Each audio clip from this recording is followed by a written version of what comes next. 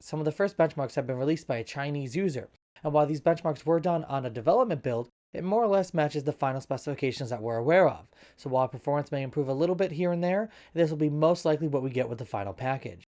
But before we get into that, here's a quick word from our sponsor, WhoKeys. Getting rid of that annoying Activate Windows 10 logo is now both easy and inexpensive thanks to WhoKeys.com, where you can get a genuine lifetime Windows 10 key. Just head on over to www.whokeys.com and enter in Windows 10 Pro, and you'll be off to get your own Windows 10 Pro key and have full control over your computer once again. Don't forget to use the promo code WT25 for 25% off. And once you have your key, go activate Windows as you're good to go, since this key doesn't expire.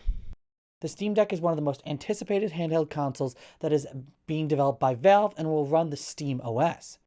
The Steam Deck console features the AMD Ven Go APU with 4 cores and 8 threads. The CPU will operate at a base clock speed of 2.4 GHz and will turbo up to 3.5 GHz. As for the GPU, you're getting the AMD RDNA 2 architecture with 8 compute units for a total of 512 stream processors, which will have a feature clock speed of up to 1,600 MHz. The combination of both the CPU and the GPU will allow the Steam Deck to be faster than the original Xbox One and the original PS4 if the rumors are to be believed. For the display, the Steam Deck handheld console features a 7-inch LCD that supports a resolution of 1280 by 800 at up to 60 Hz in the handheld mode, and up to 8K 60 Hz or 4K 120 Hz when in its dock mode. The gaming benchmarks were measured in handheld mode, which is important due to the limitations on the LCD screen. The OS version for the development kit is SteamOS 3.0 and is stated to support the entire Steam library without any issues. The benchmarks start off with the Shadow of the Tomb Raider, where the user managed an average of 36 FPS at the high quality preset.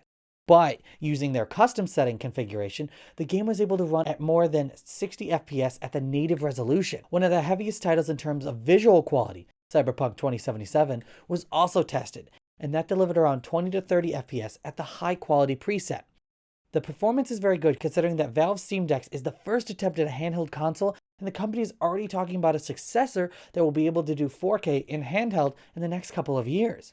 The user also measured temperatures, and the Steam Deck managed to hover around 43 degrees Celsius on the backside and 23 degrees Celsius around the grips during gaming, meaning you shouldn't be getting sweaty hands, at least from the device itself. As for the battery timing, the console dropped from 100% down to 46% after just 3 hours, which isn't perfect but is decent for a handheld console. It looks like most users will be able to get roughly about 45 hours of gaming time with the console in handheld mode. The Steam Deck handheld console is stated to support the Windows 11 OS and will also be able to be used as a controller for your PC through Steam's Remote Play. Valve's device will start shipping in December of this year, 2021, for those lucky users that got the first wave of pre-orders. Anyone else will have to wait for next year, 2022, to grab their device. The console will cost $399 for the base variant, which features 64 GB of eMMC storage capacity.